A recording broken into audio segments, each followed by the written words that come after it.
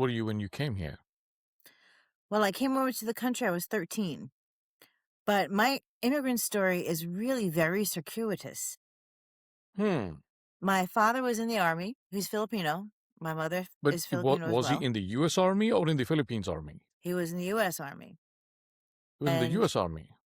I was actually born in Germany. And so Hmm. from Germany, we were there a couple of years. Then he was stationed in Oklahoma and then Louisiana, where my sister was born.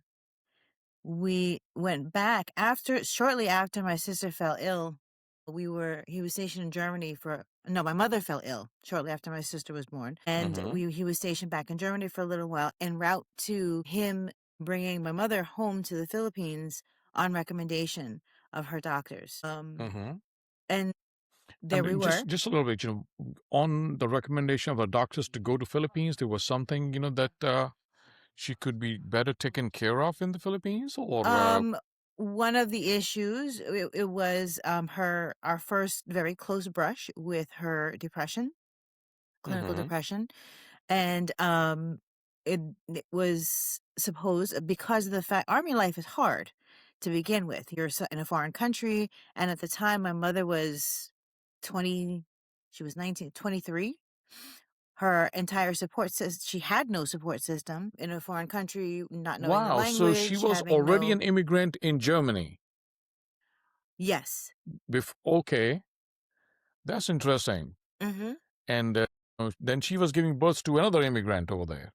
Right. And in Germany, you follow the citizenship of the mother, of the birth mother.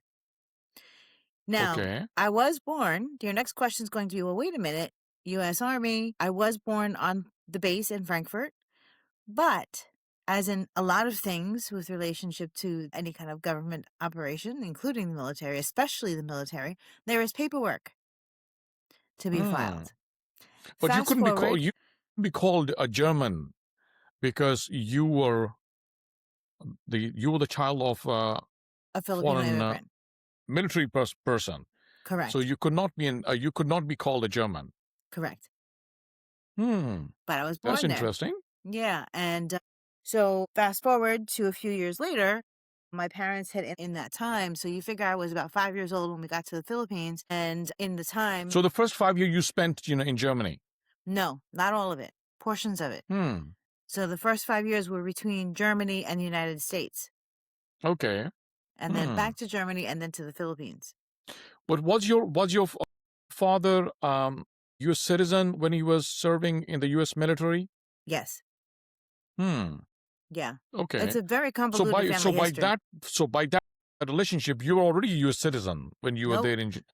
Following the Hmm. mother's birth country, mother's citizenship. My mother was a Filipino citizen when I was born. Okay. And he didn't file the paperwork to claim me as a U.S. citizen when I was born. Wow. That's. So, I mean, so that was a procedural misstep, I guess. yes, absolutely. Otherwise, you would be, if he was a U.S. citizen. I So would by that technically dent, not be an you would be immigrant. a U.S. citizen automatically. Right.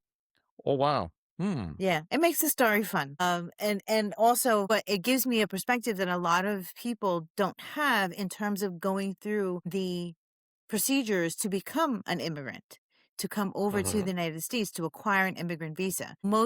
So fast forward, my parents in the interim had separated, divorced.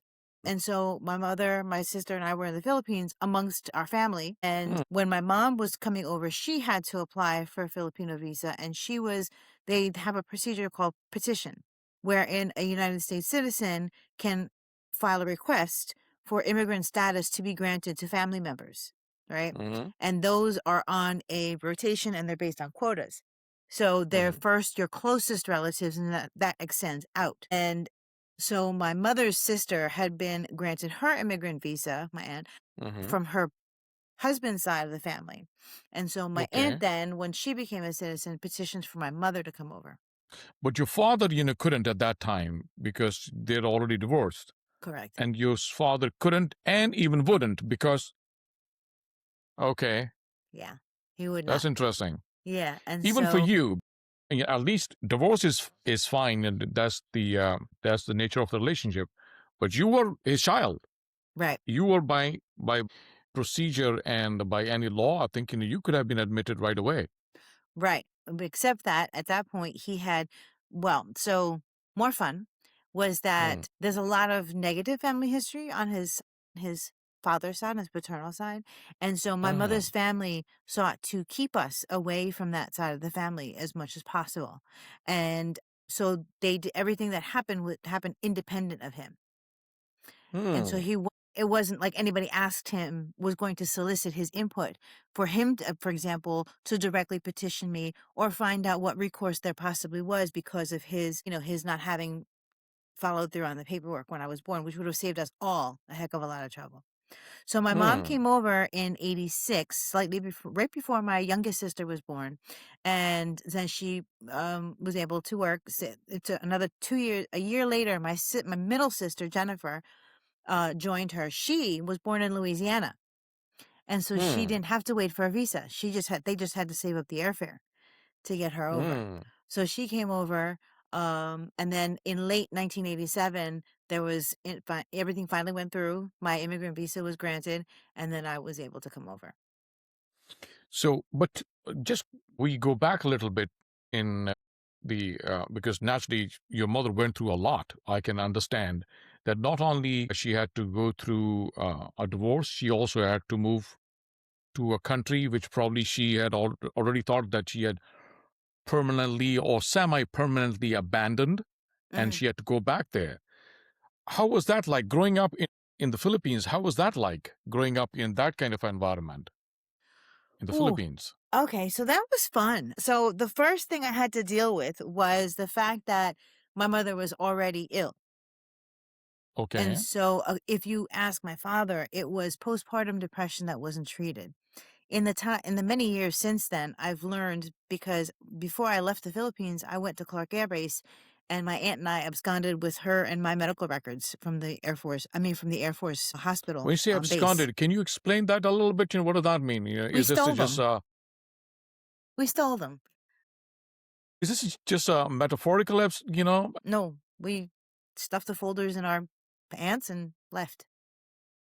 Okay, Yeah, that's interesting. yeah. And in So the years now, since, but now she's kind of separated from this not only the life at a military base, but also from whatever relationship she had, a father, a difficult relationship. Did that improve her depression? no. Why not? So that's a great question. Her actual diagnosis is schizoaffective manic depression. What does that mean? It means that she cycles through manic episodes where so when she's really up, she's really, really up. These are the episodes where there's too much energy. She doesn't sleep. She was just overly hyper and then would crash and sleep for months. Literally And sleep how for did that 20 hours affect a day. you? I'm assuming you were, you were just a child, 4 or 5 year old child that time. How Uh-huh. did that affect you? Did you know that something is wrong with mommy? Oh, this is Yes, how. I did. Hmm. Yes, I did. In the years since my mother's journey through illness, she had years where she was relatively normal. She was able to work for many years, and she had a massive relapse the year I graduated from high school in 1992, where she was hospitalized after a suicide attempt. Hmm. That having been the second one that I had been very aware of because I was the one that But found her. that kind of extreme step, does that happen because were some there were some circumstances which were leading to that, or it was just suddenly, all right, I can't take it. Wow. Oh, it's I'm a sure. gradual. Yeah, no. My parents married. My father was 19. My mother was 15. Okay. And where did they So meet, if I may ask? They Where met did they they meet? met and married in the Philippines. US, Germany, huh? In the Philippines. So they grew up in the same city in Angeles City, which is where Clark Air Force is based. It is used Okay. to be. And they Uh-huh. grew up but on opposite sides and they went to the same high school. My dad was not Meaning your father is also a is Filipino? Filipino, yes. Okay. I thought, But he was a white American. no, no. The Hmm. last, if you look through the family picture tree on his side, the last who was white facing Uh-huh. looking is my great grandfather. My grandfather was half Dutch. My great grandfather Okay. was Dutch, but my grandfather on my father's side was half Dutch. His mother was a there wasn't a lot of Filipino blood on that side. She was her relatives are from Castile, from Spain. So yeah, my grandfather. Well, let's do it like this. My grandfather was a sexual predator, and so Hmm. apparently when my mother was able to join, so when my parents got married, they had about a year or so where they were together while she was finishing high school. And then my father shipped off to Germany. And Hmm. when my mother arrived in Germany when she was 18, she was pregnant, but dad hadn't been home. So Hmm. starting with that trauma, which of Hmm. course my father has absolutely no idea about. He does not know. And I do, though, because I saw the medical records, which he did not. And starting with that trauma, and then because my father was a young man in the army, Hmm. Hmm. constantly out in the field, he was not exactly what one would call faithful to his vows Or present. Or or present, exactly.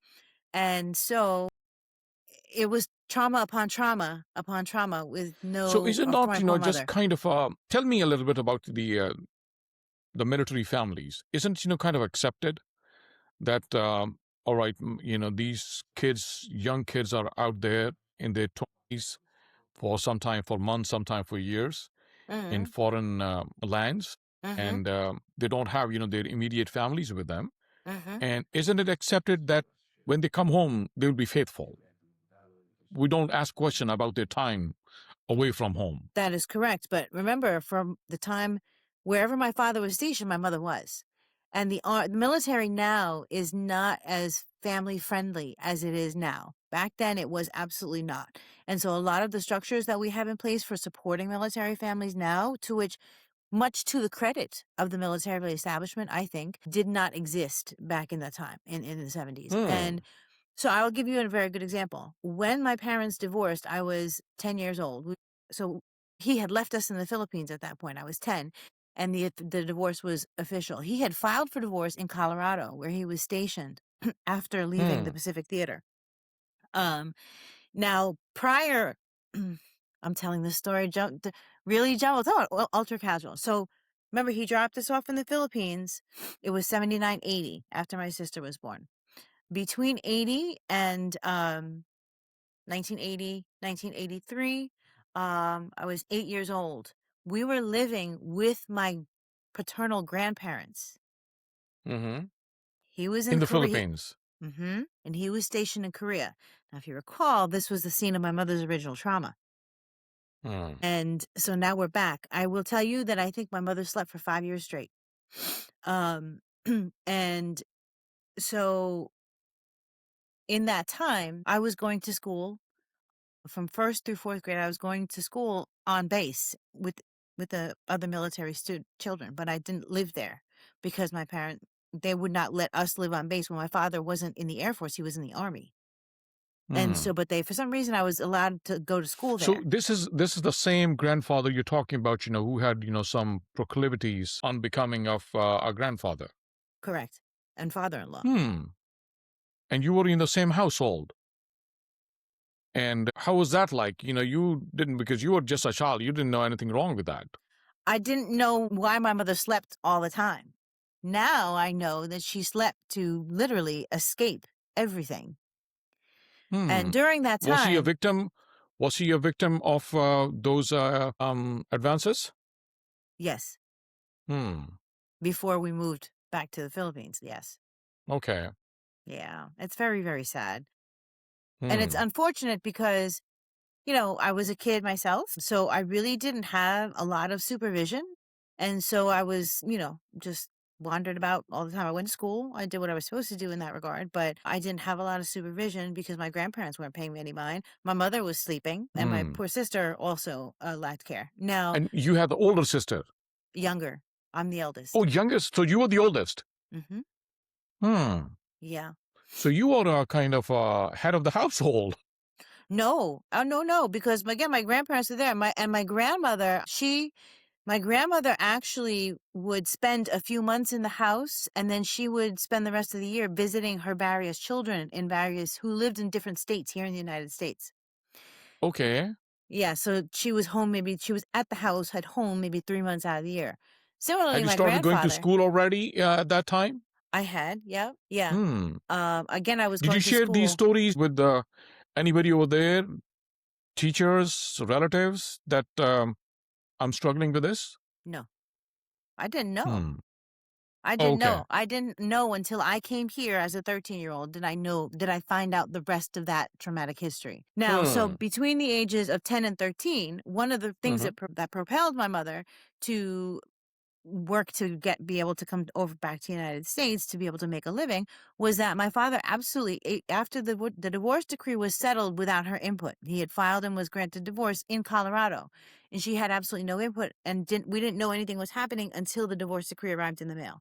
And So in it no there was, of alimony, course, nothing like that. correct. He never sent any Hmm. ever. And so if we were to so she tried, she would go to the Air Force Base, which where else could we go? She went to the Air Force Base to try to communicate with his CO, with his commandant, with the officials above him, and nothing, no recourse. No. Hmm. And who was providing for you at that time? Was it your grandfather, your grandmother, or your mother? No, my mother's side of the family Hmm. was all still there. And they basically, so we moved out of my grandparents' house, my paternal grandparents' house, and moved to an apartment. Then we ended up with my aunt. Now, this is my mother's support network. Her sisters, the other sisters, and my grandmother were still in the village that they had grown up in. Call it a suburb or subdivision, not really a village Hmm. because there were houses, but so that was still part of Angela City proper. And so provided for, I guess you could say, yeah, we were housed and clothed and everybody pitched in to help each Hmm. other out at that point. It was a really extended family, you know what I mean? I didn't really understand nuclear setup the family until I got here and saw other Yeah, this families. is It yeah. made This Yeah, is it a made zero yeah. sense to me. Hmm. So and then I was waiting to be processed and for there to be enough airfare for me to come over. I lived in my aunt's house for 2 years.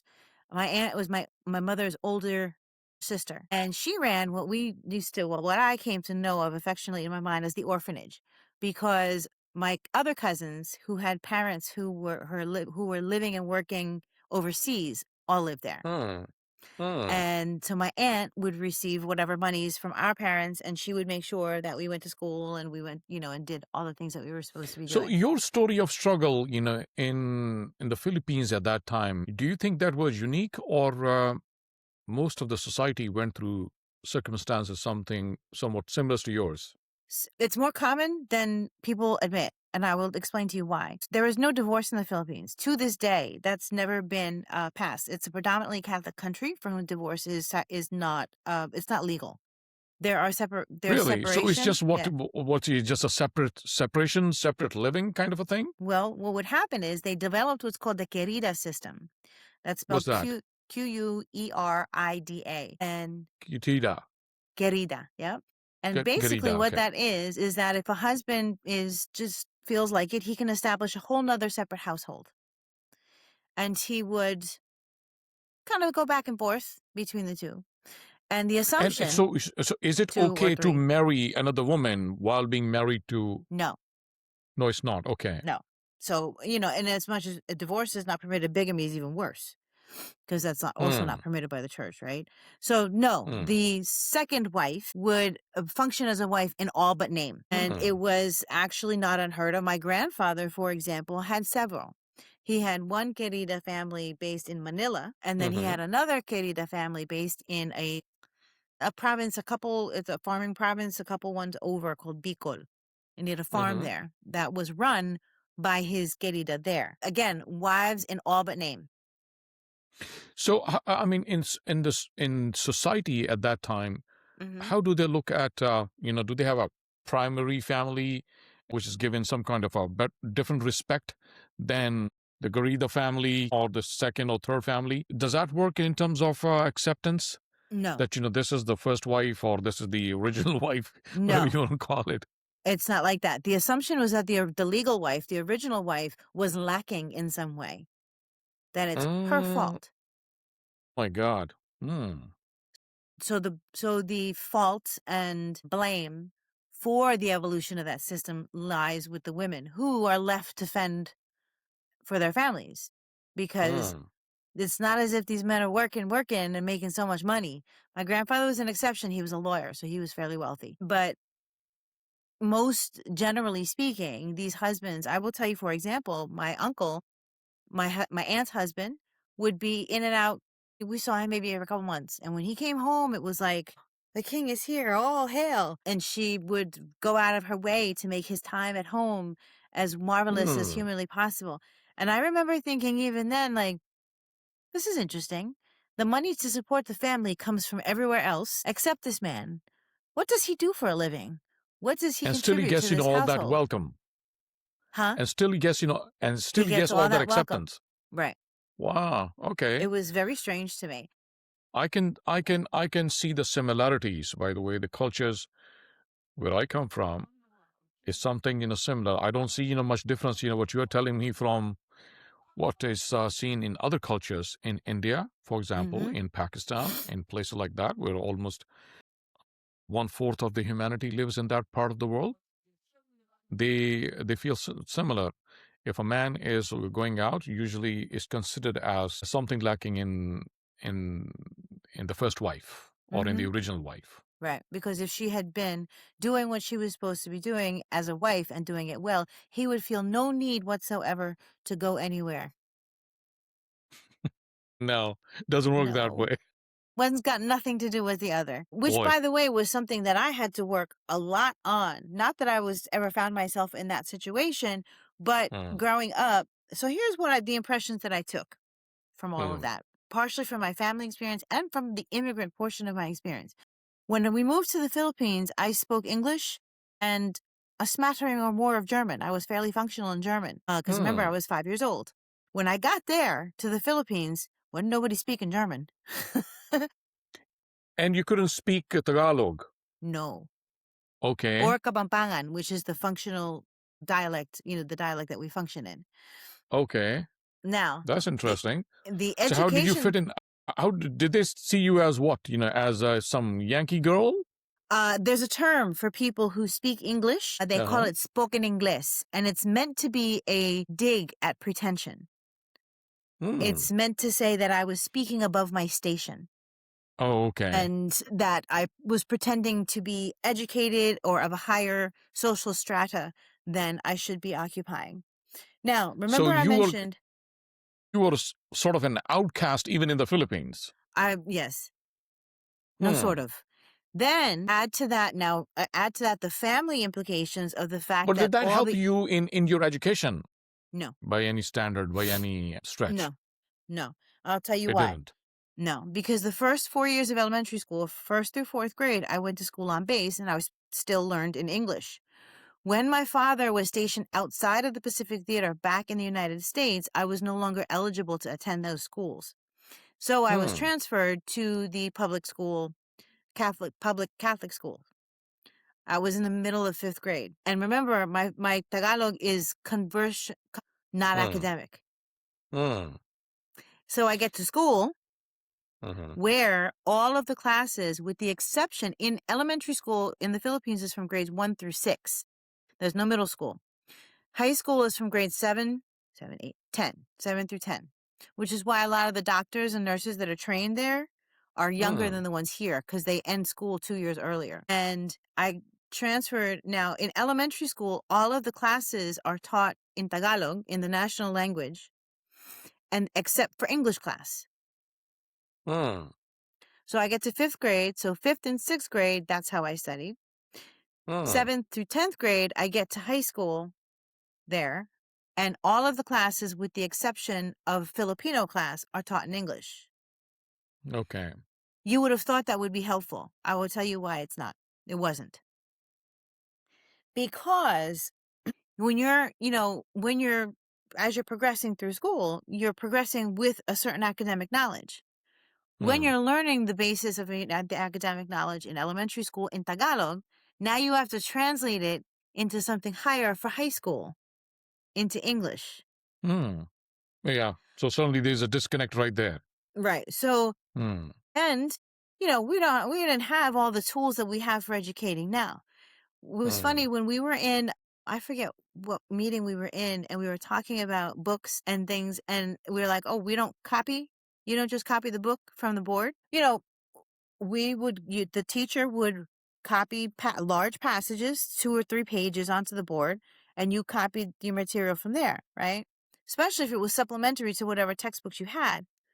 And if you copied wrong letter, it's a whole new word.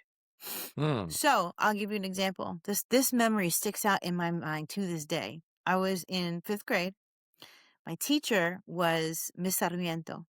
She was a Hmm. delightful woman. She was a very professional, serious woman. And she knew what my story was, but we didn't share that because Lord knows I didn't need anybody noticing any more about me than they already had. Hmm. And it was my birthday, which Hmm. in the Philippines it was July, but we were in school because you want to they what preceded the rainy season. Hmm. Actually, at the beginning of the rainy season, so there's no more harvest. Harvest was over. You know how schools are built on agricultural cycles. So July we started school. How far were you living, by the way, from Manila? What was the name of that town? On City, and it's Okay. about 2 hours. I want to say south of Manila. Okay. And don't quote me on that. I'd have to look it up. But it was I That's remember fine. 2 hours, and I'll tell you why 2 hours, because it took the bus 4 hours to get there when we had to Okay. go to So the 2 hours embassy. driving. Yes. Yeah. Okay. So that's how I know it was 2 hours. But so one day, so it was had copied our pages, and it was about the topic at the time was about what led to the Filipino Revolution. Hmm. And the passage was about the laborers, Hmm. um, yung mga manggagawa with a W. I had Okay. copied, and since she asked us to read the text, asked me to read that passage aloud, and I read, which is the copycats, Okay. and everybody burst out laughing. Hmm. And I shrank into the chair, and she rained holy hell on these children. Okay, not on you. No, she That's rained nice. holy hell on them. She made every single person in the class apologize to me. Hmm. I did not thank her for that. That's the kind of a care I think. That's why you remember that story Yeah, because yeah, this was a moment of support that, especially at that age, yeah. that every child. That's why when we talk about these little ones, kindergartners, because my wife she goes and she subs at schools, with these kindergartners, said, man, they come to me and they want to hug me, but with our PCs and all that, we are not supposed to hug them back and all of that. And it's such a balance that you have to manage, because if you reject them, if you push them away, they're going to remember that for the rest of their life. I have They will never never get close to yeah, anybody. in the 20 some odd years I've been in the classroom, I've never pushed a child away that hugged me. Yeah, I've this is never a done it. this is such a thing, and I tell them, you use your best judgment, Mhm. but the child should not feel that he has been pushed away. Yeah, I have never done it. I never will. And matter of fact, my husband says to me, I will. I was in Stop and Shop a few months ago, and the person doing the produce looked absolutely miserable. I'm there singing along because it was a Backstreet Boys song. You can't not sing along to a Backstreet Boys song when you're in the store. So I'm singing along, and he looked at me with this look of utter disdain. And I looked back at him and I said, "Are you all right?" And he said, "Yeah, just not happy like you are." And I was like, "Huh, come here, you need a hug." And I gave him a hug. That's And interesting. this man was like, oh, yesterday I was walking towards Alexander Hamilton, and I had parked a few blocks away because I didn't want to go try to find the lot. And the parking over there is ridiculous. I don't know anybody who works there. And coming to the corner, there were 4 African American gentlemen right outside the liquor store hanging out. It was about 12 o'clock. Guess they were there for their lunch. They all stopped, ceased their conversation. I was walking up. And it was maybe 2 minutes before 12. And I looked over and I looked at my watch and I looked over and I said, "Good morning, gentlemen." And Dr. Salim, the shock on their faces made me want to weep Yeah. because it was so disarming for them to be greeted properly and with kindness. And those are little things, that go a long way. I All right, Michelle. So let's move forward, fast forward a little bit. Now you're in the United States. mhm. You're coming out of what, JFK or Newark, wherever it was. What airport did you land in? Oh, JFK. It was JFK. snowing. Oh, okay. So probably, around the same months. So tell It me, was November. you must be looking forward to, man, I wish my dad is there. The first thing I'm gonna run towards him and hug him at Mm-mm. the airport. He was in Colorado. I didn't see my father from 1983 until 88 when I went to visit him in Colorado he was with his wife and her two sons. So no, when I Okay. landed, it was my mother and So my so aunt. so I mean, your mother's story is naturally that's relational. That's an adult story. But you Mhm. as a child, Mhm. tell me about, the how did you miss your dad, or you never missed him? Because when you saw your mother in pain, you saw him as the reason for her pain. No, I did not. I had a very close relationship. I was daddy's girl. I'm the spitting image of him. And to even now, I have a fairly nice relationship with him. Hmm. What happened was, look. So here's the way I looked at it. Knowing what I know, and this is a few years and a couple of years of intense therapy for me, but I never did see my father as the villain. My grandfather was the real villain. My parents were Hmm. children. They were forced to get married because here's what happened. Their parents were walking home from school by the train tracks hand in hand. Mom was late coming home from school. That's how her grandfather found them, and they were forced to be married. Were they in love? Probably, such as one can be at 15 and Sometimes, the 19. love evolves, even if it's Right. not Well, there. they never It had a evolves, chance to have just an adult relationship. by being in proximity. Exactly. Well, and so I don't think, but could my father have done more than a few things better? Absolutely.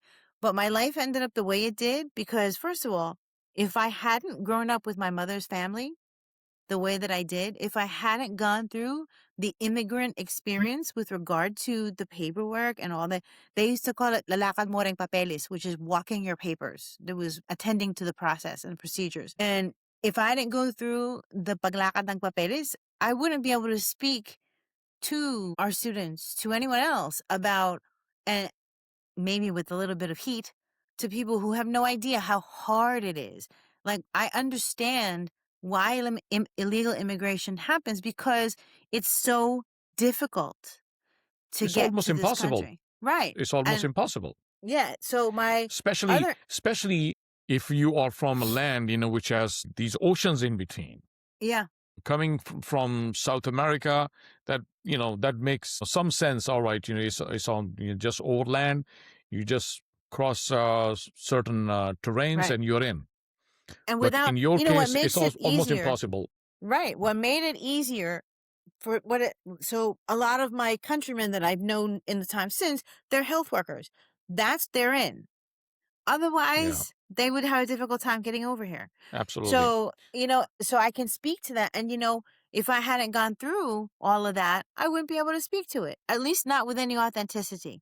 I would know about Yeah. it from reading it, from watching, whatever, getting the information secondhand, but I lived it. I stood on the queue, you know, to wait for and So pray when that the you office so was still so you open. come into United States here, what was your first settlement? Where did you settle first? Did you have some relatives We here can't. Yes, that you my settled aunt with and them? her family were here already. Yeah, my Oh, they aunt were and her here family already. were here. Okay. She had followed her husband's family out. Okay. Remember, I mentioned my aunt had gotten her visa approved through her husband's family, Okay.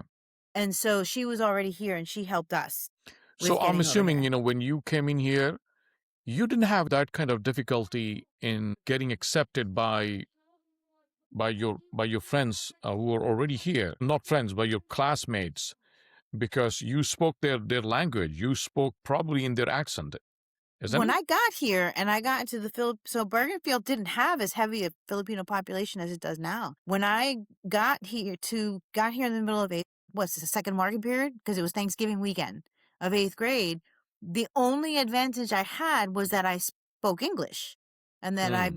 it wasn't like I had to learn the language, and I had already been functional in the academic language. And because, well, so here's what's fun, because middle school is the worst time of life for anybody, is that when I got here, I had the material that was being covered was already old to me. Hmm. And So, what town are we talking about? We think the American education system is supposed to be ahead of the rest of the world.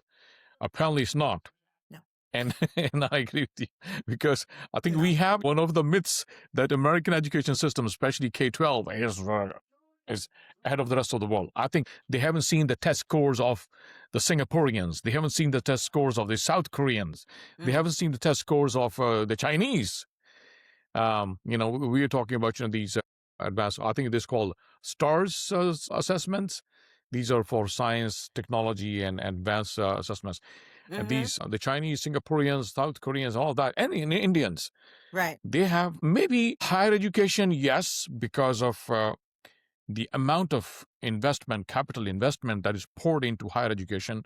Mm-hmm, We see, yes, there is an obvious difference, and there should be a difference. That's why we have much of the innovation coming out of the United States because of the investment in higher education. mm-hmm. But I believe K-12 education, we are way behind. We No, are way no. behind. And actually, the talk at first was when I got here, and they would ask, "How was school?" And I was like, Which town did you settle in, if I may ask? in Bergenfield, in Bergen County. Bergenfield. Okay. And so, did you make friends right away in the middle No, school? no, no, Why? Because you were a nerd? no, because I was weird. I didn't fit. Anyway, I walked in looking like a foreigner, right? Okay. Before I opened my mouth, there were already judgments. One of them was going to be that I shouldn't be able to speak the language. Okay. And I'm assuming the other classmates were also they weren't Caucasians in Yeah, Bergenfield. yeah. Bergenfield and Dumont at that time were still they were that we were s- the towns were still heavily Irish American labor. So So no, it was they were white. Caucasians. It was white. Yeah. Yeah. There were two look at me. There were three of us non-whites in my 8th grade class. It was me, Ethel Cortez, and Okay. Kyoko Oishi. Okay. So I'm And assuming, so actually, did you make friends only with them and then it took time to get accepted by others? no, the problem with it was even for those people who, even for my classmates who were not white, they had already been in the school system for a few years. And like most suburban towns, those kids went to school from K to 5 together. And so Hmm. you already had your established clique. So not only did I, and suddenly, don't let this fool hair, don't let my sartorial expertise and my hair fool you. I was pretty weird looking. Right before I left the Philippines, they had decided I needed a perm. So I came in with this coily, kinky hair and hand sewn clothes. My Hmm. grandmother was, on my mother's side, was a seamstress. So I had these homemade clothes. And so again, middle school being what it is, being totally socially dominated. But because I couldn't relate to any of my peers at the time, because it was like, you guys have absolutely no idea. And I've always been an outlier by nature. Hmm. So So, no, I really didn't. okay. So, and your mother was also with you when you came here, right? She also came with you. Did that help her improve her overall condition? She was stable at that time, yes, and she was very functional. She was still in Okay. treatment. She's been in treatment Mm-hmm. all along. And then what would happen is, in the time since, after she had her first grand relapse, she had always been resistant to medication. And Mm-hmm. so she was always battling with becoming non-compliant with it. And as you know, now one of the best ways we manage mental illness, especially for when people who are clinically symptomatic, is medication and keeping, to oversimplify things, most of the chemistry fairly regulated. She was always battling with that, being non-compliant. And so whenever she would go through a couple months on without taking her meds, she would crash really hard and then become Hmm. dysfunctional. But for a few years there, she was very functional. It was, Okay. one wouldn't really know except to know her history that she was Hmm. ill. And tell me about the moments of loneliness. You came here, and you had these only three children, and we're talking about now 3 years of middle school, and then probably another 4 years of high school. During all that time, did you feel like in now you found a community, a circle of friends where you felt safe, where you felt, I think that I can grow here, as against being scared and lonely? I was never scared. Hmm. Do I look like I was ever scared? I'm going to tell you what I was here for. I watched Hmm. all these women in my mother's family chin up through raising their families, supporting their families amidst a system that did not support them. And And I what if I may interject for a moment here, mhm. did you have any male figure growing up in your circle of life, other than your grandfather, which wasn't of much help anyway? Well, no, that's not true. My grandfather was actually, it was very as evil as he was. There's really no way to categorize him other than that. As evil as he Hmm. was, do you know one of the most important things anyone has ever said to me? He said to me, I can, here again, vivid memory. I was 7 years old, Hmm. second grade, and I was reading. I always did Hmm. love to read. And he was also a prodigious reader. And he had books and books all over the house. And I availed myself of them. Later on, I realized as I got older that most of them were not appropriate, but I read them. And he told me, I was in second grade, and he did this, and he said, Michelle, this is how you're going to make your money. This is what's going to Hmm. get you through life because you have a great one of these. That's what he, second grade. That's what's carried me through. Now, I watched all these women. So until I realized what had happened later on, Hmm. I was in my mid-teens at this point. Can I tell you I was an angry child?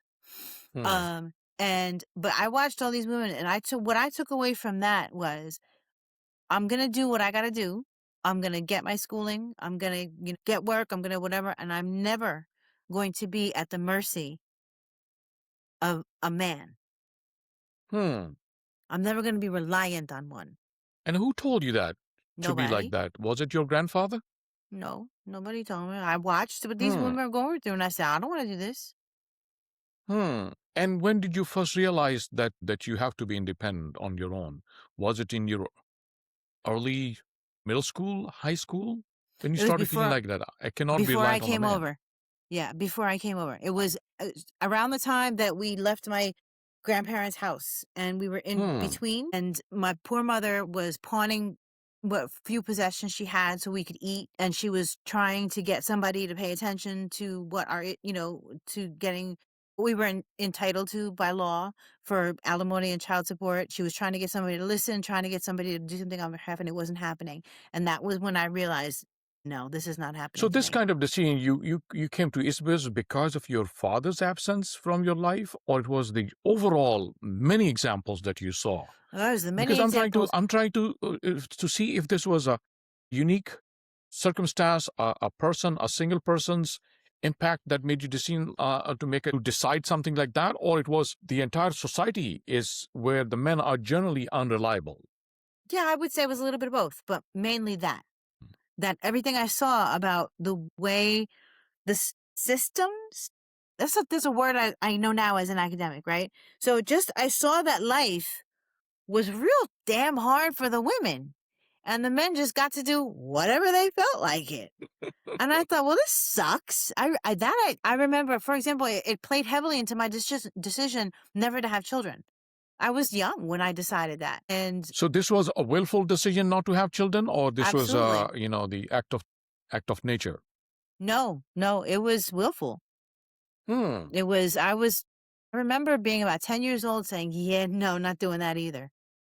And tell me, because naturally you go through middle school, high school. Right now, I believe now we have a culture where if you don't have a male friend, or somebody as a female, if you don't have a male friend, or if you're male, you don't have Apparemment. a female friend. I don't know what they call it, in that culture. But if you don't have a friend, you're considered as, that you're lacking something. Oh, Did you have well, it? when I How was did you so how did you I go was through awfully young that to phase? experience that. So I have in the orphanage at my aunt's house, we had a cousin who is 2 years older than I. And Hmm. she was known as now, let me backtrack a wee bit. The women of my mother's family, my mother included, my mother and my aunts were considered the beauties, the local beauties.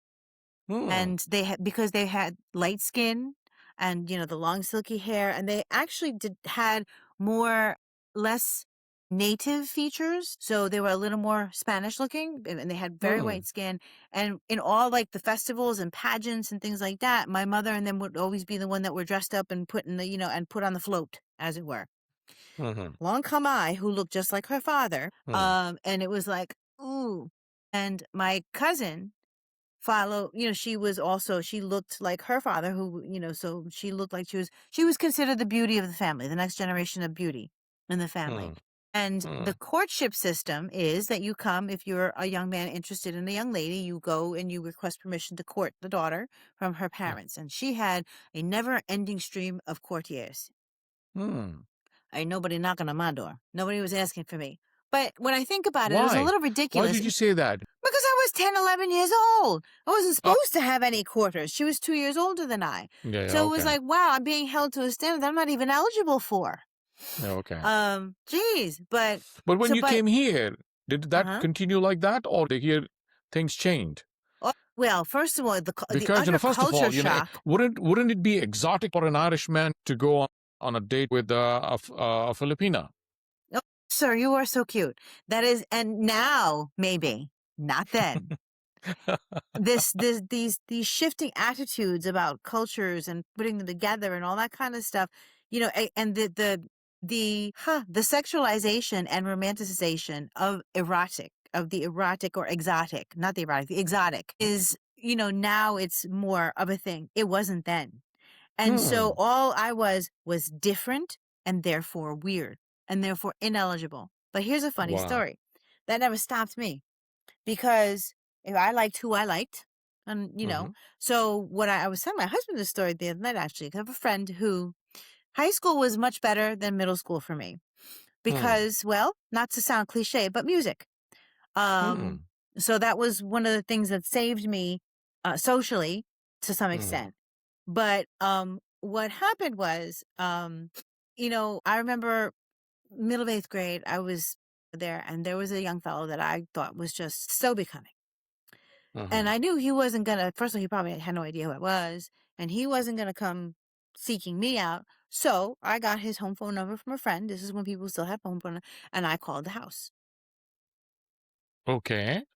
That's which made it quite daring. worse.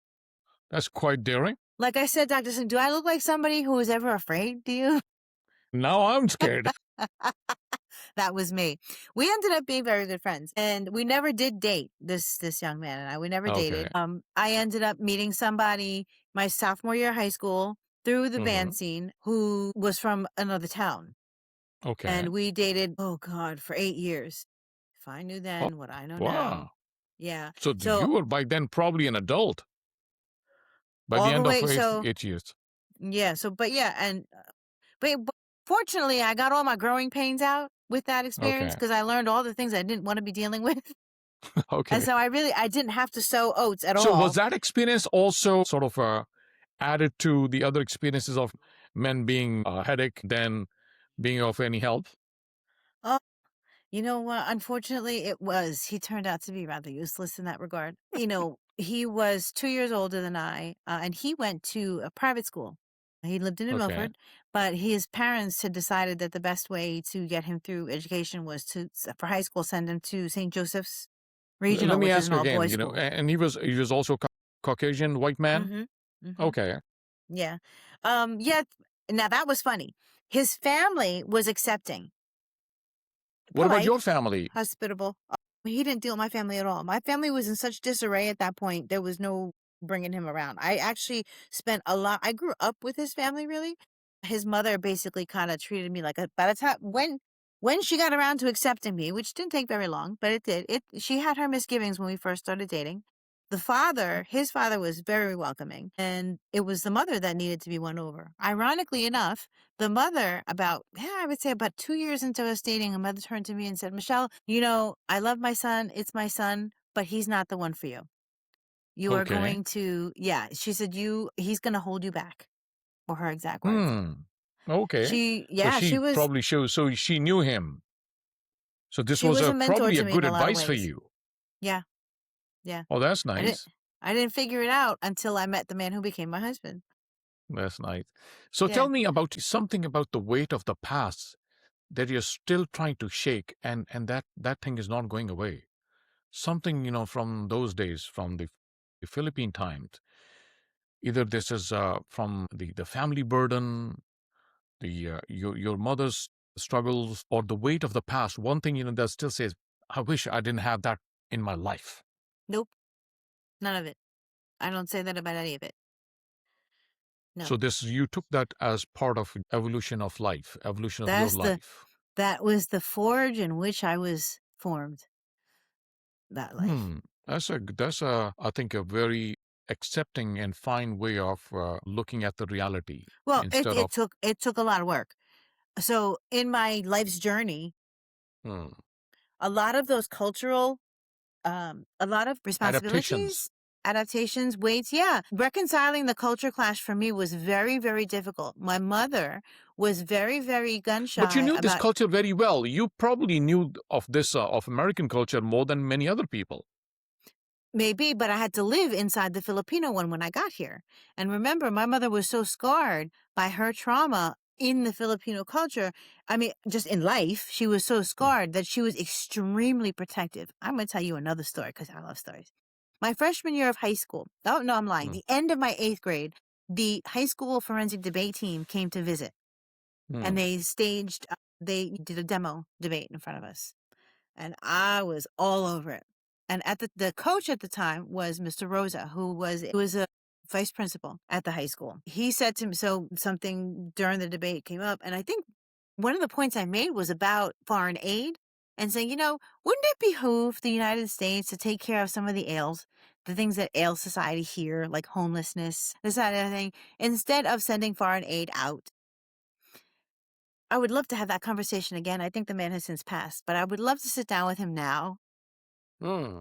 And he said to me, you need to sign up for debate team when you get to high school. I got to high school. Hmm. I signed up for debate team. Here was the problem. Debate team practice was after school.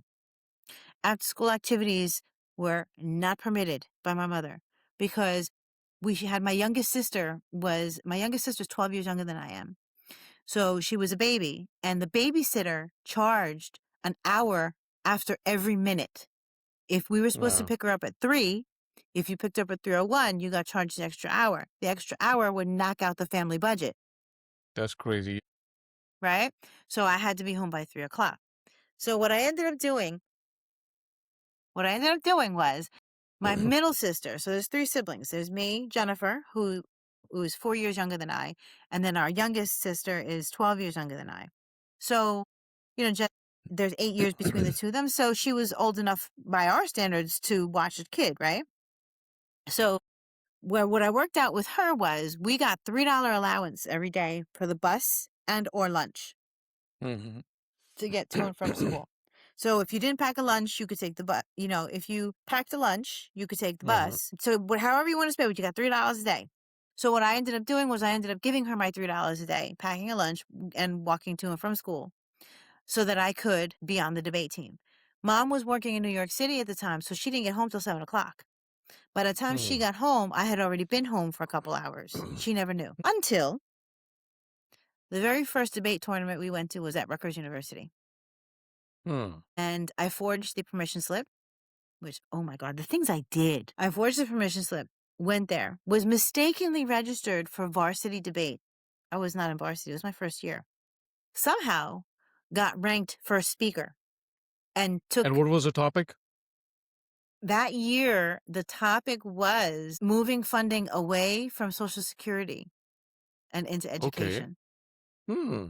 And it was precise. It was, so the debate, and that was the national theme, like that's the national topic for the year, right? Yeah. So, and I remember because it was so formative for me. And somehow I do not know because when I look back on who I was competing against, there were some formidable people there. And amongst my teammates, there were upperclassmen. So I don't know how this happened, but I took first speaker and in that division, and my partner and I took second place in overall. That's She was fascinating. It's so impressive. we take home 2 trophies. Hmm. Now, what they used to do was they kept the trophy for the school, and then they made as another one for us to take home. And Mr. Rosa called my mother in to school. She's never been called to meet with the principal before. Comes in, what's happened? What am I here for? I don't know why he didn't just tell her over the phone what it was for. He says, well, I wanted to, I wanted you to know, like, I wanted to give Michelle this trophy for her to take home in your presence. She did this and that and the other thing. She was where, my mother says, because this was a Saturday. She was where? And she said, she did what? I didn't give her permission to go. Mr. Rosa looks at me. Now, as an administrator now, I'm thinking to myself, now I look back at that, I'm like, oh my God, what a can of worms that would have been, you know. Yes. Um, and she took the trophy and smacked me in the head with it. Poor Mr. Rosa.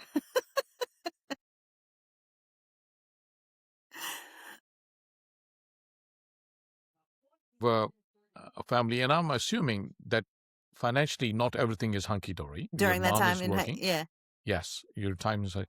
So, at what time you started supporting yourself financially or your family? Was it during high school? Yes. I started working. So sophomore year was a really busy year. I was Mm-hmm. singing in the band. So what happened was I started the school year. I was singing in a band and it was heavy Mm-hmm. metal and I had wrecked my voice. Simultaneously, I was in several AP core classes and for one of them was AP chemistry, which I should never have been placed in because I was awful at it. Chemistry did not make sense to me until actually, now that I think about it, that didn't make any sense to me at all. At least the way we teach it. And to this day, I will argue somebody to the death about the way we teach chemistry. And where did that And music come from in all of that? Did you have the seeds of music before that, or was it during high school? I had I had always sung, and I was always fascinated by music. It was thoroughly discouraged when I was growing up. Discouraged by who? By your family? Everybody, yeah, yeah, it was Why? very much discouraged. It's not a thing. You're Oh, not okay. supposed to be a musician. You're not supposed to be involved in music. If anything, it's a hobby and that's it. Unless you are, discovered at a young age and whatever, which I wasn't going to be discovered in the middle of Yeah, Agnes. that you have to be a prodigy or nothing. Right, right. And so, but when I got here, I did sign up for chorus. Mm-hmm. And so, I was too late to become an instrumental person because they start in fourth grade here. And we didn't have the money for an instrument anyway, in any way, neither rental nor borrowing. And they didn't provide instruments back then. They Mm-hmm. still don't, but they didn't provide instruments, right? So I was too late for that. So I was involved in chorus. And so that's how I was and that was those were the social strata I traveled in high school, Hmm. you And know. and I believe, especially in high school when you are slightly and even before that, when you are different from other classmates, in order to fit in order to be accepted, you adapt and you make a lot of adaptations, right? So tell Mm. me some of the adaptations that you had to make to get accepted, by others in your looks, in your accent, in your food. Tell me some of those adaptations you made, which you feel like that took away my real identity as a Filipina, and because I had to be accepted by my my host society. So these are the changes I made. Yeah, no. What Hair, I food, Yeah. whatever. Well, let's do it like this. So, you know how I lean into my otherness now? That's not new. That's always been. And so, meaning that I don't try to fit. I don't know, I can only be me. And so it was too so growing up, so when I got to the Philippines, having to learn basically two new languages was trouble enough, right? And Hmm. then to be ostracized inside the family for things that had absolutely nothing to do with me, except for the grand fortune, good or bad or indifferent, of looking exactly like the man who ruined my mother. Um, bearing that, and yet being lauded for being intelligent, and yet at the same time being told, you don't want to be too much like your mother because she ended up being crazy. So, where people just could not make up their minds what they wanted me to be. So I was like, I'm just going to be me. And so Hmm. did I lean into my academics and schooling? Yes. Always a nerd, always a learner, was always, a reader, always that stuff, right? And I think on some level, I did also sense that going the distance with my education was what was going to quote unquote set me free. Not to be too flamboyant about it, but it was what was going to be my ticket to empowerment. Okay. Make me feel good. Tell me of one male figure in your life which contributed something positive that you Oh, think, all I right, this, I've been well, not in the uh, family. I was especially unfortunately. Yeah, in growing up. yeah, Now I'm sure you can create your own circle of men around you of your own choosing. But right. at that time, some male figure, because I see a lot of influence. You told me a little bit about your granddad also, but tell me about a male figure who had a significant positive impact that put you on a trajectory to self worth, or a realization of self worth. That the person you are now is because of that one Oof. influence. I don't want to call it Okay. male, No, no, but that's fine. It because I'm wasn't trying to within the see, if family. there's a Yeah. life needs a man or no. This is what I want to see. No, but we need everybody and everybody needs us. Mm-hmm. So I've been blessed in that I have been through varying stages of my life. The fates have always put in my somebody to a mentor, Mm-hmm. a really, and somebody who just, affirmed me and encouraged me. And in eighth grade when I got here, so Mm-hmm. remember I talked about people thought I wasn't supposed to be able to communicate in English because of what I look like and because I had just arrived literally into the country. I had a teacher for social studies and English, Mr. Kovaleski, his name was. Mr. Kovaleski Okay. was a former Army sergeant himself, and I did not find this out until later. Mr. Kovaleski was a gruff, he was an Army sergeant, Mm. and he conducted classes the same way. And that week, the assignment was an essay. I wrote my essay. He made me read it out loud in front of the class. He said, and the preface to it was, I was really disappointed in all of your work until I got to this one. Thank you very much for affirming me, but you did absolutely nothing to endear me to my classmates. Okay, did that. Now, not only are they whispering about shit, we didn't even know she spoke English, but now we find out she writes it better than we do. And she showed us all up. Great. Okay. He First of all, he was a stickler for the grammar. So the seeds of my being able to write well were planted with him. Mm. We were diagramming grammar. We were doing all the things, dangling participles were not a thing in Mr. Kowaleski's class. They were not happening. Mm. Prepositions at the end of a sentence, nope, nope, nope, nope, nope, not happening. And, Mm. did we know our U.S. history? Heck yeah, we did. And so that was one. When I got to the high school, Mr. Rosa was the team coach. His assistant coach was Mr. Barthelemy, who was also the French teacher. Mr. Barthelemy was a flamboyant gay male that before it was acceptable to be so. So it was like the thing we never talked about. We all knew it. Nobody Mm. talked about it. But he was a dynamite teacher. And I can Mm. say that now, knowing what a Mm. dynamite teacher is supposed to be. When I remember what he did, how he taught, the activities that he assigned us to do, all the things. So, I can fake French pretty well if I have to. And I studied that for 3 années. I didn't know that. And then my choir teacher in high school was Mr. Bernard. Mm. Mr. Bernard was also a dynamite teacher, but in an entirely different way. Mm. And the poor man had to face my mother's wrath when I told her that I was going to college and major in music because she had to go yell at somebody. And that was the only other time she came to school to speak to a teacher and said that he unduly influenced me to major in music. And he told her, ma'am, your daughter is not going to be influenced by anybody. But Yeah. he too. But wait, there was one more. Mm. There was a history teacher at the building, Mr. Bennington. Mr. Mm. Bennington taught for I made sure, we were required to do 2 or 3 years of history at the time, right? I made sure Mm. I had that man for a teacher every year. When I look at the papers that I wrote and the topics that he had us covering, the way he had us covering them, I did take a semester of Middle Eastern history with him and a semester of Russian history with him. They informed what became my worldview. And he was another one so when you talk about my male figures, they were the ones that initially encouraged my academic tendencies to go all the way. So, yes. And as gentlemen, they were really great examples of, first of all, I knew nothing about them personally, Mm. and I didn't need to. Mm. I knew them as my teachers. I knew them as, as my teachers who grew that part of me that needed growing. Mm-hmm. at the time in a way that was completely separate from the chaos of my family, of my home life. Mm, And that was also completely independent of whatever idiocy my poor ex-boyfriend was batting at the time. And mhm. so, you know, my ex-boyfriend graduated high school by the skin of his teeth because I wrote his papers. Couldn't take his test for him, but I wrote his papers. That's crazy. Yeah. So yes, and obviously, Dr. Salim, all the things I saw that I learned about, I think that it's not the men that were the issue. It was the systems, the cultures, it was the norms that they were allowed to do. Because do I really think that they wanted to be running around hurting women and not taking care of children properly? No, I don't think that was the case at all.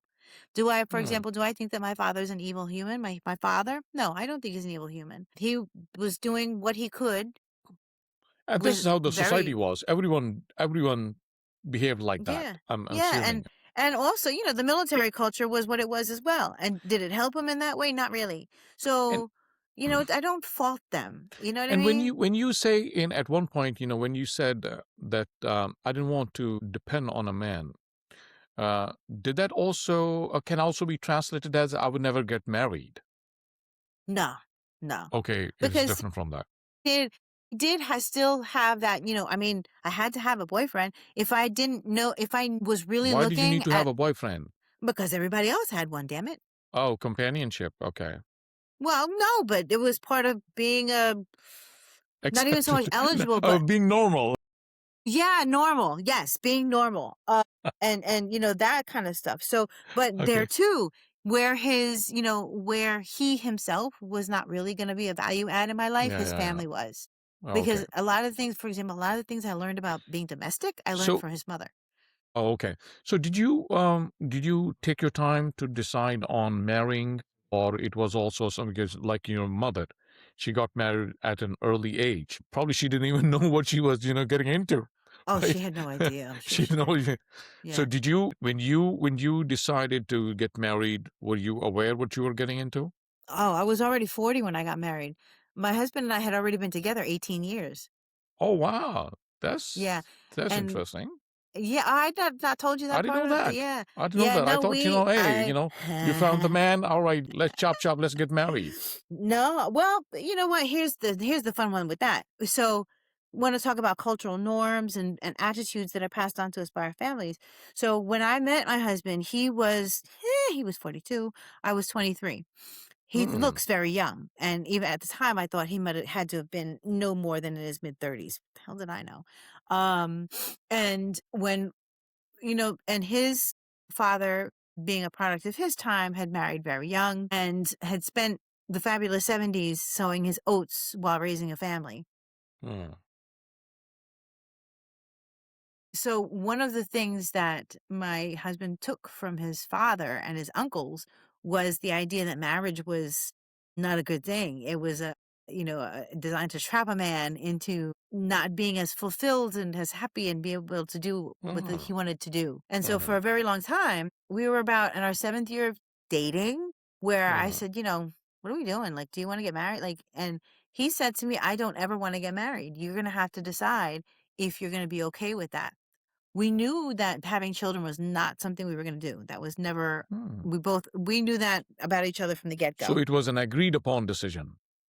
Oh, yeah. It was a decision we had made independently of each other, and That's nice. by good fortune, we found the same part, similar ideas that way. And he had been inculcated into believing that being married was a very bad plan. And so I had to say to him, he said to me, I am committed to you, I'm committed to our relationship, but I don't want to get married.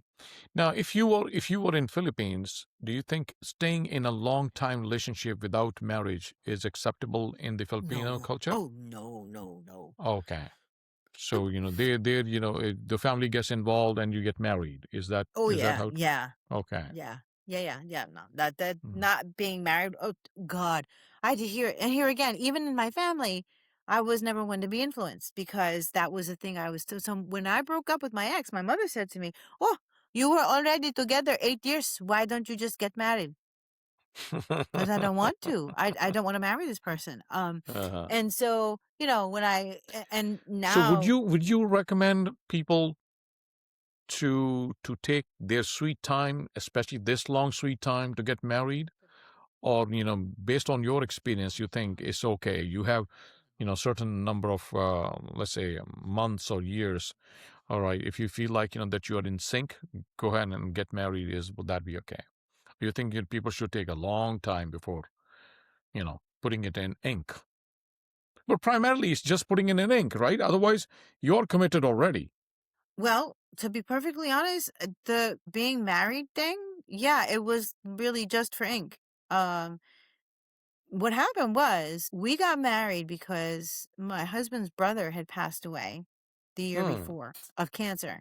And he had already gone through the estate process when his father passed away a few years before that. And then when his brother passed away, he was the executor for the estate, both estates. And he had seen how difficult it was to do anything and how easy it would be for the wife to inherit the estate if it's just Hmm. laid out like that. And that was Hmm. really the impetus. He said to me, now by the time he said this to me, we were 17 years together, and he said to me, I think we should get married. And I looked at him and I said, why? At that point, I was just like, I'm not going anywhere. You're not going anywhere. And if you do, So tell me about you, and I'm assuming that there was also now a cultural difference. So you got married not with a Filipino, no. right? Correct. So Yes. how did that come about? That syncing of cultures. How long did it take for you to realize I don't see anything different in this culture, and I feel like I can live with this man forever? Oh, wow. Geez, a whole bunch of things. So a few years in, so, the Hmm. age difference was quite a shock. That was actually the only bump that we had. It wasn't a cultural issue. Hmm. It was the age difference. And the bump was, Did you think he's, that you were too naive, that and a man who was significantly senior to you, he saw you attractive, and you were looking for a fatherly figure in your life, and not a fatherly figure, but somebody that you always wanted to not to depend on somebody. You wanted a man who could give you that security, and here was a man who could give you that sense of security, and an older man who will give you more sense of security than somebody who didn't know where he himself is going. Dr. Slim, I would love for you to sit with Billy for a half hour and you would see why that was so off base. It's funny because, Yeah. you know, at 42, he was still Hmm. tripping the light fantastic. He was still Hmm. living like he was in his 20s. He lived the lifestyle, he lived the musician lifestyle. Oh, Um, the hippie lifestyle. Is that correct? no, oh, No no, hippie? that's not even, no, not a hippie. Um, Okay. so he came of age around in Hmm. that time, but he did not have hippie values. He's, as far as certain things are concerned, he's got very conservative values. But Hmm. in terms of, and yet he was like me and his family, like an eldest child. Technically, he and Hmm. his brother are twins, but in terms of demeanor, behavior, Hmm. responsibility, relationship with their parents, Billy is the eldest child. And he Okay. functioned as such. And so all his younger brothers who were also living like arrested adolescents, he was the responsible one. And Hmm. so we occupied similar positions in our families. That was Hmm. another reason we came together. But I'm sure you had already ascertained that I'm really, in terms of certain things, seeing what was happening around my life, seeing, I didn't want to be somebody who was responsible for mangling a person's life who didn't ask to be mangled. As a parent, you always run that risk, right? And, not wanting, just see and knowing these things even as a child, I was like already thinking of things more in an adult way as a young person than most of my peers would be, let's say. Hmm. And so we kind of met in the middle in terms of our age Yeah. perspective. Uh-huh. And the running joke is that even now our joke is that, I'm catching up to him physically in age, but I've long been older than Yeah. him. Hmm. So yeah, no, in terms of that, and that's the other thing. I'll get when he says to me, "Oh, don't worry, I'll be your father figure." It's like, whoa, whoa, slow your roll. You are not doing that. Number one, that does not really have a positive connotation for me. So you really don't want to be in that box. It does. Don't put yourself there. I'm not putting you there. We are partners. And so even now, where actually all along. I will say he did give me a lot of financial support when I was transitioning to teaching. For example, the Mm-hmm. semester I was doing my student teaching, he paid my bills. That's But I've nice. been working since I was 14. Uh-huh. After the summer after I came over, I was working in a logistics company doing data entry off the books. Mm-hmm. So, and I've been working ever since. I worked in a deli, I worked in fast food, I always had a job. When you ask me when I was supporting myself financially, I started working at Jenny Craig Weight Loss Center as a receptionist my junior year. And by my senior year, I was also a weight loss counselor, working Mm. hourly and commission. And I was making enough that I was able to move out of the house before I graduated. Mm. I moved out of the house because life was so chaotic and there were 7 of us in a 2-bedroom apartment at the time because my stepfather's brother had also come to live with us. And Mm. there was just no room, so I had already moved out of the house. I was living with roommates. Mm. I moved back when I started college, when my mother called and begged and pleaded and cried, but I was never home. So throughout Mm. college, because I commuted to college and I was still Mm. working, I've always worked. So when I get to collect Social Security, it's going to be considerable. I've been putting in there quite a That's long nice. time. And I believe Mm. you've earned it. You've earned it, all your life. Yeah, yeah. So tell me, do you owe anything to your Filipino culture? Do you owe anything to your American culture? Oh, What absolutely. and who who would you consider that you owe more to the American culture or to the Filipino culture in making up the woman that you are now? Wow, yay, how fun. I like to think, I like to think that there are things about the Filipino culture that I know that I embody that I like very much about myself. One, the focus on extended family Hmm. that, Do for you example, support them? Do you still sometimes support your extended family who supported you in those years? we are all around each other. The cousins that are left behind in the Philippines, they are so freaking rich. I wonder why I came over. My cousin, the beauty queen cousin that I mentioned, the one that was touted as being the beautiful one, she married a man who is extremely industrious, very business savvy. They have 4 daughters, and Hmm. they are so flaming rich that their second and third homes are essentially resorts. And so when anybody Oh goes my to God. visit, not me, I mean, but they worked their butts off. And the Hmm. children have gotten their educations. Their 4 daughters, they all work in the family business in some way, shape, or form. Hmm. They had no need to strike out anywhere, and actually only one of those 4 girls has gotten married and has children. The other 3 are like, "Yeah, no, we're not Hmm. doing that," which is very interesting. But her So husband listen, did not querida himself through life. now I'm pretty sure that he has been a great sport and support for you, Yeah. throughout this process. And we are coming towards the end of this conversation. We had such a fantastic conversation, man. This was so interesting. If you had to, let's say, um, stand up one day and point finger at somebody, look, this is where I am today, and look what you did to me then. Who would that be, and what would you tell him? I've had that conversation.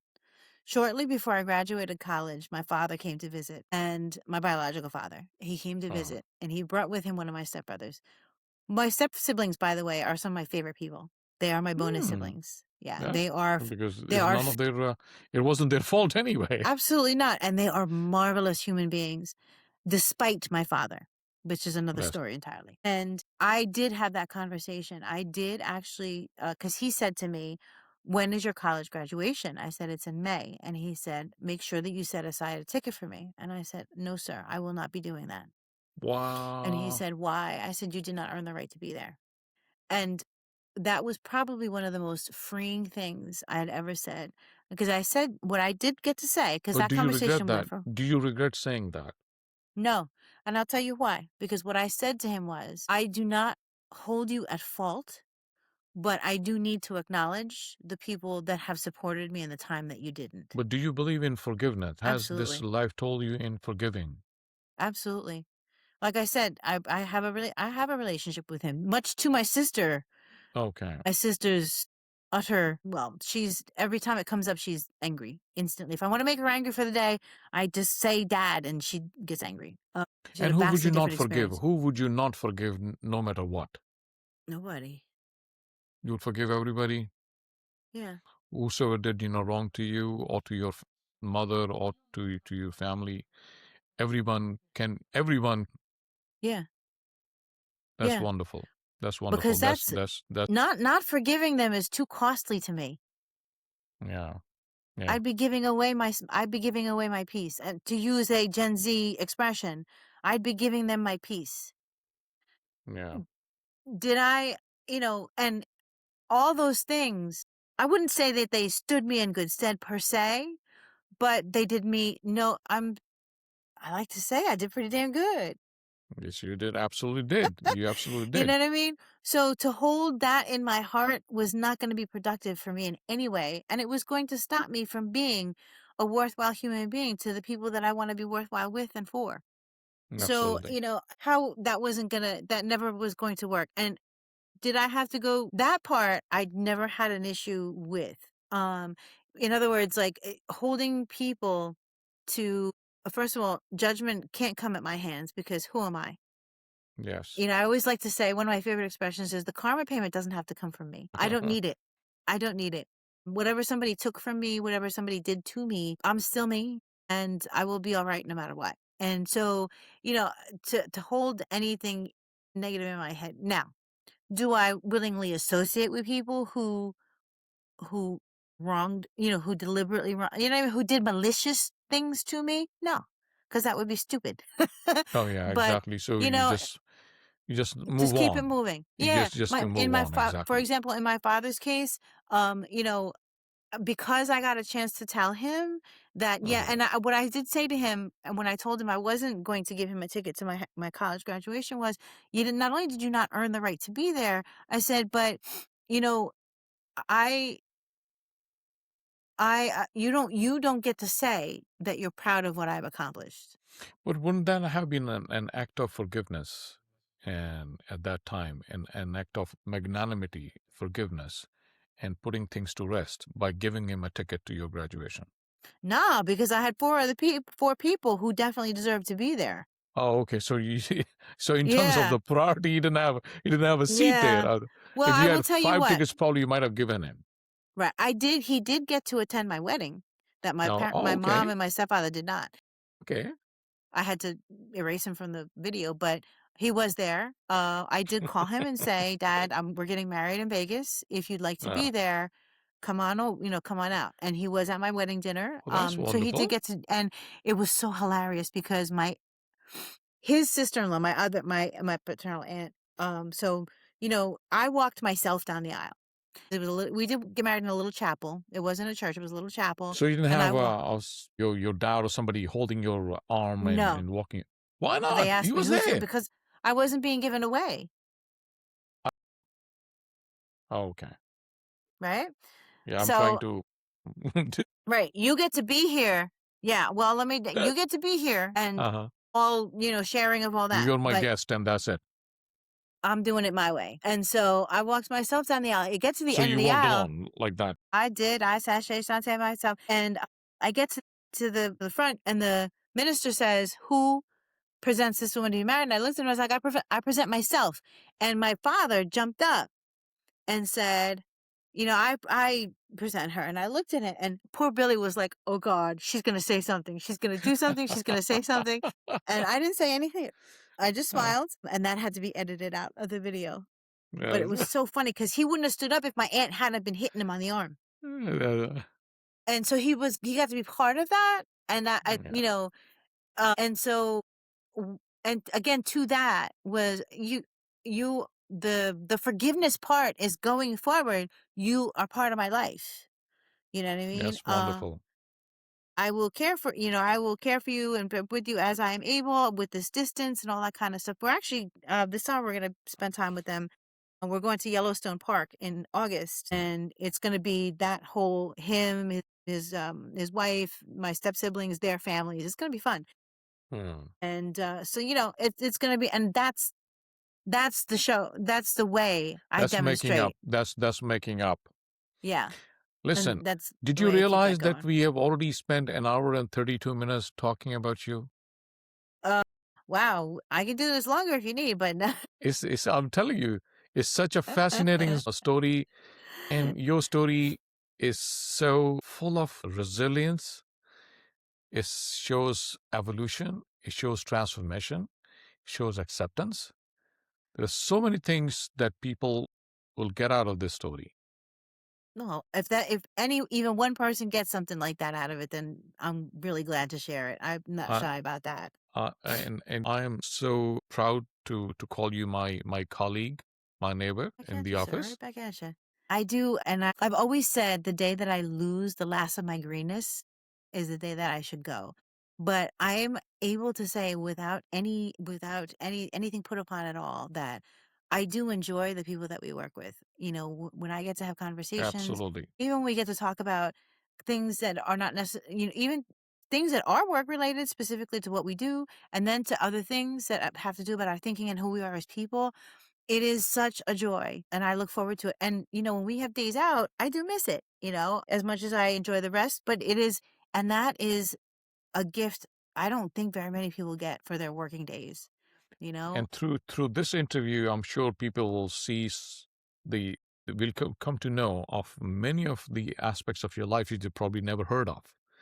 And we have Different gone people have heard different pieces of it as is, relevant at any given time. But I'll tell you this, exactly. Dr. Salim, if anybody was to ask me what's the one word that characterizes me, and I again without any hesitation, I would say I think the word that characterizes me is I like to call myself a positive pragmatist whose main reason for living is learning about myself, Absolutely. about the world around me, and That's encouraging it in why everybody that's why else. you will never be depressed, because I'm telling you, continuous learning is the antidote to all forms of depression.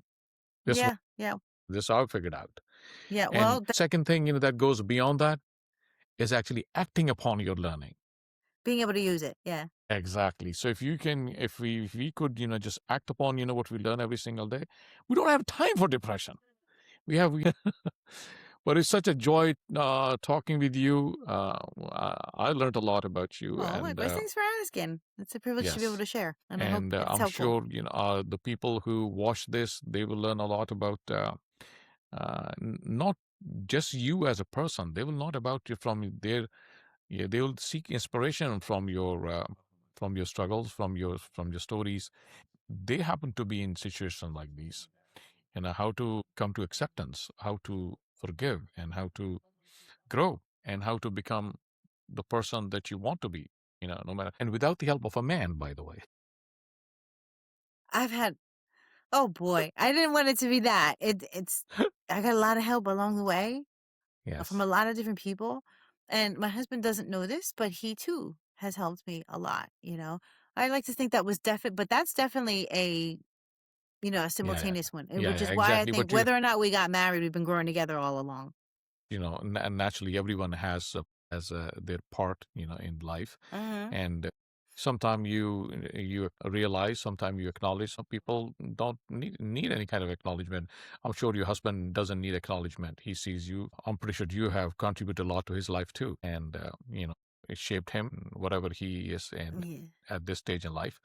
Yeah. So listen, We're in a constant loop of appreciation. absolutely, thank you very much. We're gonna end this loop now. Okay, All we're right. gonna stop this now. The